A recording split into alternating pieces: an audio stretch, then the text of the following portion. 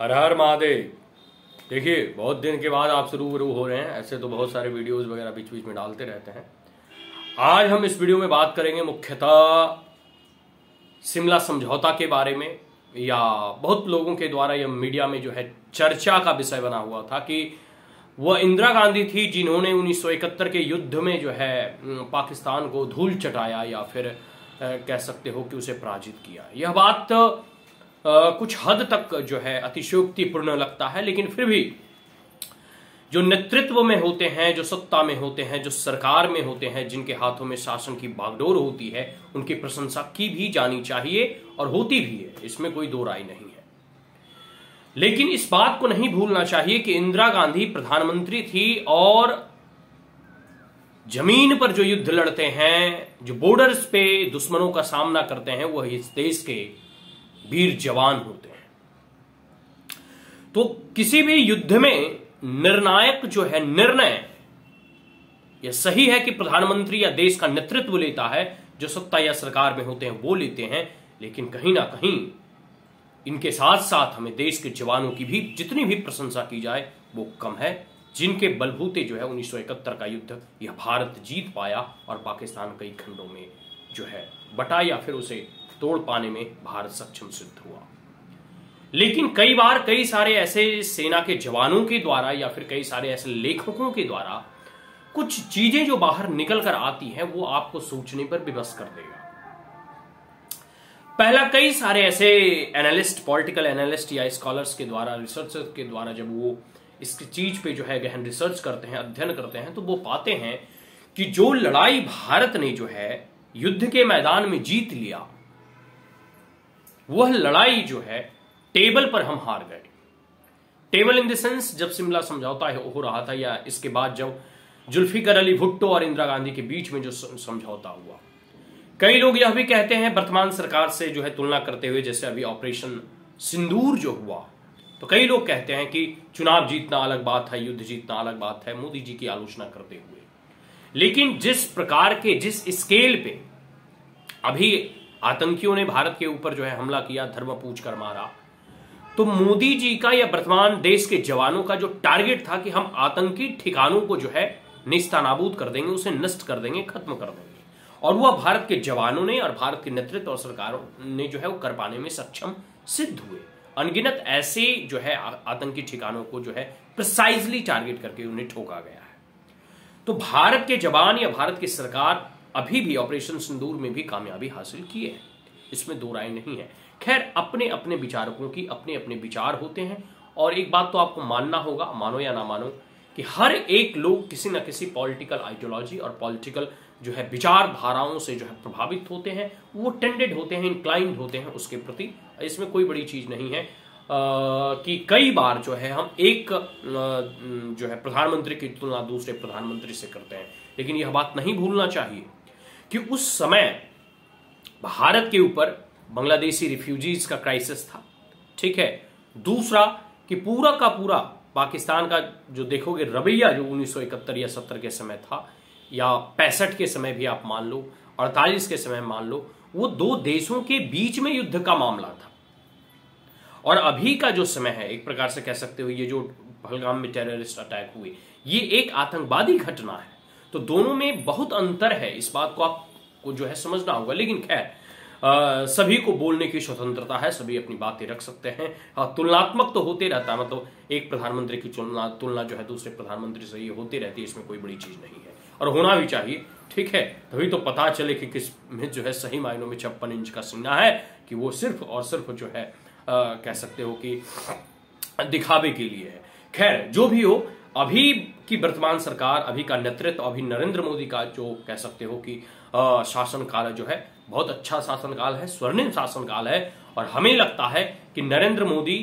की तुलना इंदिरा गांधी से आप जितना भी कर लो, लेकिन दोनों एक दूसरे के तट ऊपर हैं। दोनों का अपना अपना एक जज्बा है, अपना अपना एक जो है कार्य करने की शैली है, और दोनों इस देश की, इस मिट्टी के जो है लाल हैं, सपूत हैं, जो कि अपने देश की स्वाभिमान की रक्षा के लिए और दुश्मनों को जो है कह सकते हो वो धूल चटाने में दोनों सफल हैं। चाहे आप डोकलाम क्राइसिस देख लो, या अब तक जो भी यूरी वगैरह में हुआ, कई बार सर्जिकल स्ट्राइक चाहे म्यांमार की सीमा क्षेत्र में हो या फिर पाकिस्तान की तरफ हो, तो हर एक फ्रंटियर पे जो है प्रधानमंत्री नरेंद्र मोदी की सरकार बहुत अच्छा कार्य कर रही है और पूरे कह सकते हो ना कि जो है दमखम के साथ भारत के जवान भी दुश्मनों को जो है ईंट का जवाब पत्थर से देने में जो है सक्षम सिद्ध है। तो देखो,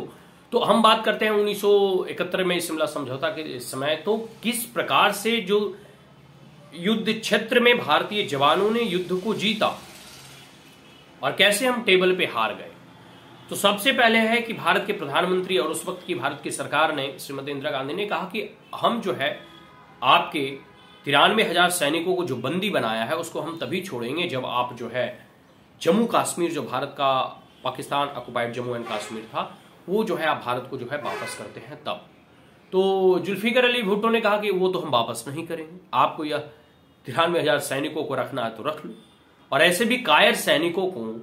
डरपोक सैनिकों को, हथियार डाले हुए सैनिकों को वापस कौन लेना चाहेगा, और भारत भी उसे रखना स्वीकार नहीं करेगा क्योंकि ऐसे भी वो पराजित है। तो पहला तो ये देखो है कि यहां पे जो है हम फंस गए। तो अल्टीमेट जो है इंदिरा गांधी जो है वापस कर देती हैं सैनिकों को, और कुछ सैनिक भारत के जो थे उन्हें वापस ला पाने में शायद वो नाकामयाब सिद्ध होती है, ऐसे कई सारे मीडिया रिपोर्ट्स कहते हैं। दूसरा देखो आप कि इस युद्ध के बाद भारत भले जीत गया और हमने जो है स्ट्रैटेजिकली बहुत एडवांटेज पाया, पाकिस्तान एक अलग देश बना और जो है बांग्लादेश एक अलग देश बना। तो स्ट्रैटेजिकली, राजनीतिक तौर पे जो है और जियोपॉलिटिकली हमने इसमें बहुत बड़े अचीवमेंट जो है हासिल किए, लेकिन कहीं ना कहीं इस बात को मानना होगा कि कोई भी देश अगर युद्ध लड़ता है तो उसका प्रभाव उस देश की अर्थव्यवस्था पर पड़ रहा है। तो पहला एक तो हम जो है बांग्लादेशी रिफ्यूजीज के क्राइसिस को झेल ही रहे थे, और दूसरा भारत की अर्थव्यवस्था का एक बहुत बड़ा भाग जो है युद्ध में जो है हमने झोंक दिए। तो स्वाभाविक सी बात है, उससे इन्फ्लेशन रेट वगैरह भी बहुत हाई हो गया था, महंगाई वगैरह बहुत अधिक बढ़ चुका था। तो इसके दुष्परिणाम जो है भारत को झेलने पड़े थे। ठीक है, इस कारण से भी वर्तमान की अभी मोदी सरकार ने कहा कि अभी हमें डेवलपमेंटल गोल अचीव करने हैं। हमने टेररिस्टों के आतंकी ठिकानों को नेस्तनाबूद कर दिया, जो हमारा टारगेट था। ठीक है, वो कर पाने में वो सक्षम सिद्ध हुए, अपने गोल को वो अचीव कर लिया। तो फर्दर इसे एस्केलेट करने की कोई आवश्यकता नहीं पड़ी। हाँ, जिस दिन भी, इतना बात होता है, जिस दिन भी भारत चाहेगा वह पाकिस्तान ऑक्युपाइड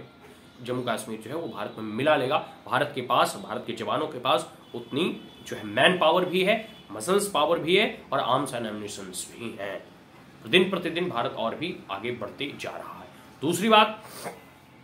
तो उस वक्त 1971 के दौरान फिर देखो आपको कैसे इन्फ्लेशन बड़ा वगैरह जो है पूरा का पूरा जो है एकदम अपने हाई लेवल पे था, चरम सीमा पे था। महंगाई दर वगैरह बहुत अधिक बढ़ चुकी थी, जिसका परिणाम जो है आपको इंदिरा गांधी के बाद में जो है आप कह सकते हो कि करप्शंस वगैरह में कई बार देखो आंदोलन वगैरह भी हुआ। आपको जयप्रकाश नारायण का आंदोलन जो है, संपूर्ण क्रांति आपको याद होगा। तो अनगिनत ऐसी चीजें हैं जो सब चीजों को, सभी मापदंडों को ध्यान में रखकर जो है कोई भी जो है सत्ताधीश या सरकार जो है फैसला लेती है कि हमें फर्दर युद्ध को एक्सकेलेट करना है या नहीं। तो बहुत सारी ऐसी चीजें हैं। तो मोदी जी का जो कह सकते हो ना कि अभी नेतृत्व जो है बहुत सोच समझकर और कैलकुलेटेड फैसला लेती है। ठीक है, और होना भी ऐसा ही चाहिए। ठीक है, ऐसा नहीं कि दुनिया के बहकावे में आ जाए और जो है युद्ध लंबा खींचा जाए, तो उससे जो है देश की अर्थव्यवस्थाओं को भारी नुकसान पहुंचता है। ठीक है, तो बहुत सारी ऐसी बातें हैं, बहुत सारी ऐसी चीजें हैं जो सोचना पड़ता है एक राष्ट्राध्यक्ष को, एक देश के नेतृत्वकर्ता या फिर देश के नेताओं को, देश की सरकार को। तो नरेंद्र मोदी जो भी फैसला लिए हैं ऑपरेशन सिंदूर में, यह भी बहुत जो है सटीक फैसला लिया गया है और पूर्व जो अनुभव है उनको देखते हुए फैसला लिया गया है। दूसरा आप देखो, एक इसमें पॉइंट और नोट करने वाली है कि अभी चाइना और जो है अमेरिका में ट्रेड वार चल रहा है। तो कई सारे ऐसे इंडस्ट्रियलिस्ट, बिजनेसमैन जो है चाइना छोड़कर हुआ भारत में अपना फैक्ट्री को लॉन्च करना चाहते हैं या इस्टेब्लिश करना चाहते हैं। तो इसको लेकर भी जो है कह सकते हो कि एक बहुत बड़ा एक इन्वायरमेंट ऐसा क्रिएट करना कि अगर पूरे देश अगर युद्ध में संलिप्त हो तो स्वाभाविक सी बात है फिर कोई भी इंडस्ट्री और फैक्ट्री उस देश में जाना नहीं चाहती है जो कि जो है युद्ध में जो है शामिल है, क्योंकि वहां फिर दोनों देश आप देख सकते हो कि